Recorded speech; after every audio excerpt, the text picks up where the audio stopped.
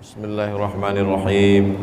Assalamualaikum warahmatullahi wabarakatuh.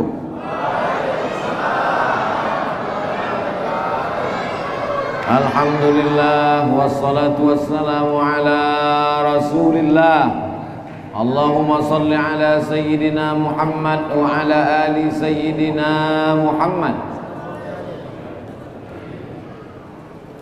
Orang yang mabuk karena khamar tidak wajib sholat. Ini perlu diluruskan.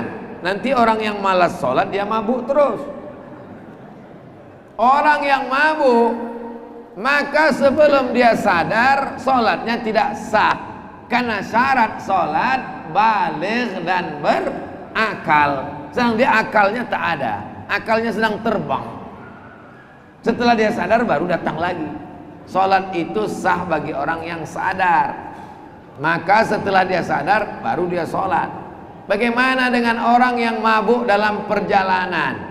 Mabuk naik pesawat muntah-muntah, mabuk naik bis, mabuk naik helikopter, mabuk naik kapal laut. Lain mabuk itu dengan mabuk yang ini. Ini nampaknya yang nanya ini belum pernah mabuk.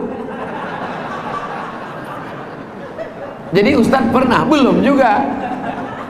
Jadi kalau saya kalau jalannya belok-belok, memang saya mesti minum antimu, tak kuat saya. Tapi kalau sedang mual, sholat tidak gugur, kita tetap sholat. Tidak bisa sholat berdiri, duduk.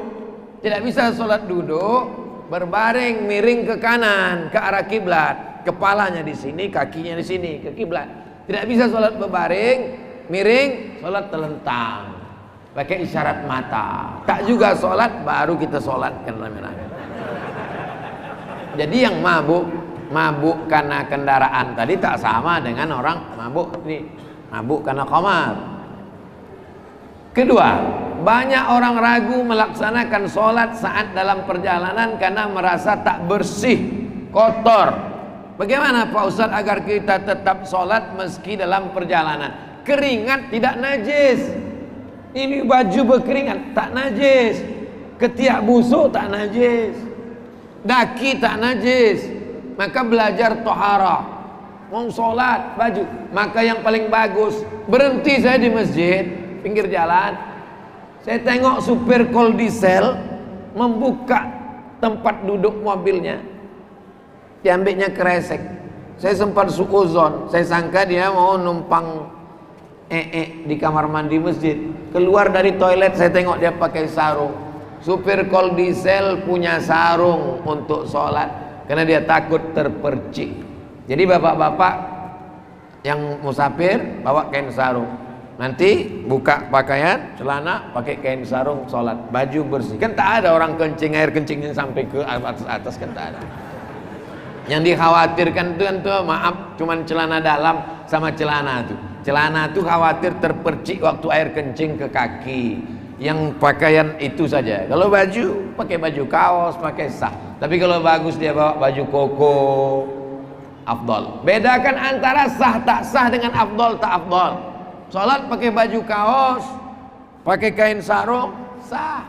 Tapi kalau afdol pakai baju putih, penutup kepala, maka beli buku fikih Islam Sulaiman Rashid 40.500 halaman, murah, supaya bisa kita membedakan mana rukun, mana syarat, mana wajib, mana sunnat, supaya bisa kita tahu, jangan sampai tak bisa membedakan apakah sah tak sah atau afdol tak afdol. Bagaimana membayar utang puasa? Sudah lewat bertahun-tahun dan belum dibayar utang puasa. Ini Ramadan 1442. Ini Ramadan 1443. Yang tinggal di Ramadan kemarin 7 hari mesti diganti sebelum Ramadan ini datang.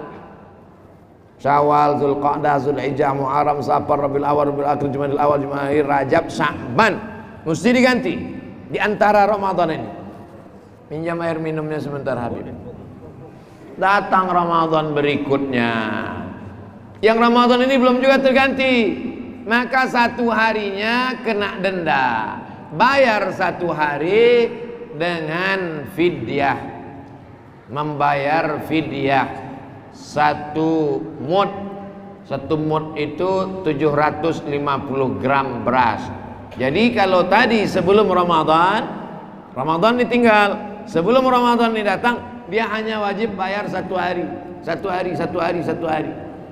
Kalau 7 hari, bayar 7 hari. Tapi kalau sudah lewat Ramadan ini, 7 hari plus kena denda karena lalai. 1 hari plus 1 mud, 7,5 on. 10 hari plus 7,5 kilo. Datang Ramadan berikutnya. Apakah dengan bertambahnya Ramadan lalu dendanya bertambah? Tidak. Ramadan tak bertambah. Tapi jangan gara-gara ini lalu tidak mengganti puasa. Segeralah ganti puasa dengan laksanakan Senin Kamis. Niatnya qadha. Ibu, bapak puasa Senin, niatnya qadha, maka dapat pahala puasa sunat. Jangan niat puasa sunat, qadhanya tak lunas. Puasa hari Senin, puasa hari Kamis, niatnya qadha, insyaallah qadhanya lunas dan pahala puasa sunatnya dapat. Bagaimana kalau meninggal sebelum diqadha puasanya? Man mata, siapa yang mati, wa alaihi syamun, punya hutang puasa, sama anhu waliyuhu, dengan mati utang puasa tidak lunas. Kalau lunaslah utang puasa dengan mati, bagus kita mati. Mati utang puasanya wajib dibayarkan oleh ahli warisnya. Maka ahli waris jangan cuma tengok surat tanah, tengok juga surat utang puasa. Assalamualaikum bang. Waalaikumsalam. Besok abang datang ke rumah ya. Ini aku dapat catatan almarhumah emak nih di laci, mau kita bagi-bagi. Mantap kata dia. Rupanya catatan utang puasa, mau dibagi-bagi. Bagaimana dengan puasa ibu hamil? Ibu hamil sama ibu menyusukan anak, ini penting bagi bapak. Walaupun bapak tak hamil, tak menyusukan, tapi istri bapak kan hamil, istri bapak kan menyusukan anak. Ini penting. Suami tanggung jawab di hadapan Allah. Ibu hamil dan ibu menyusukan anak, ada 3 mazhab. Mazhab yang pertama, hanya bayar fidyah saja. 1 hari bayar fidyah saja. 1 mud 7,5 on, tambah plus lauk pauk. 1 hari bayar 1 fidyah. Pendapat pertama. Pendapat yang kedua, qadha saja, tidak usah bayar fidyah, qadha saja, ganti saja. Pendapat kedua. Tapi saya lebih condong pendapat ketiga, mazhab Syafi'i. Dalam mazhab Syafi'i, perempuan hamil dan menyusukan anak, kalau dia tidak puasa karena dirinya, qadha saja. Ibu kenapa tak puasa? Badan saya lemas, qadha saja. Tapi kalau dia tak puasa karena anaknya, kata dokter SPOG, janinnya lemah, anak yang disusukannya lemah, karena unsur ekstern di luar tubuhnya anaknya, maka dia kena 2, bayar qadha plus fidyah. Saya condong ke pendapat yang ketiga. Ibu hamil kalau karena dirinya, dia qadha saja. Tapi kalau ada unsur anaknya, unsur janinnya, kena qadha dan fidyah. Lebih selamat pakai mazhab Syafi'i. Yang setuju dengan Ustaz Somad, pilih mazhab yang lain. Apa hukumnya orang datang ke masjid untuk mendengarkan tausiah, tidak ada niatnya untuk sholat berjamaah? Saya menganjurkan pengajian jangan buat setelah isya. Saya dari dulu kalau pengajian, Ustadz datang setelah isya, enggak. Pengajian kalau saya mesti maghrib. Tujuannya apa? Kalau dibuat setelah Isya, ustadznya datang, jamaahnya belum datang. Dibuat pengumuman kepada jamaah, datanglah segera ke masjid karena ustadz sudah nunggu dari tadi, minumannya udah habis. Maka buat acara maghrib, insya Allah dia sholat berjamaah 2 kali. Maghribnya berjamaah, isyaknya berjamaah. Ini salah satu teknis, termasuklah malam ini. Maghrib, setelah maghrib, isya, setelah isya tanya jawab. Begitu teknis kalau saya buat pengajian. Maghrib ke isya 45 menit, habis isya buka tanya jawab. Bagaimana kalau ada orang cuma ikut pengajian tidak sholat berjamaah? Sholat berjamaah menurut mazhab Syafi'i sunnat muakkad. Menurut mazhab Syafi'i fardu kifayah. Menurut mazhab Maliki sunnat muakkad. Menurut mazhab Hambali fardu ain. Itu maka kalau kita di Makkah, Saudi Arabia, begitu azan Allahu Akbar, Allahu Akbar, datang Satpol PP ke toko-toko. Haji, roh. Karena sholat berjamaah wajib.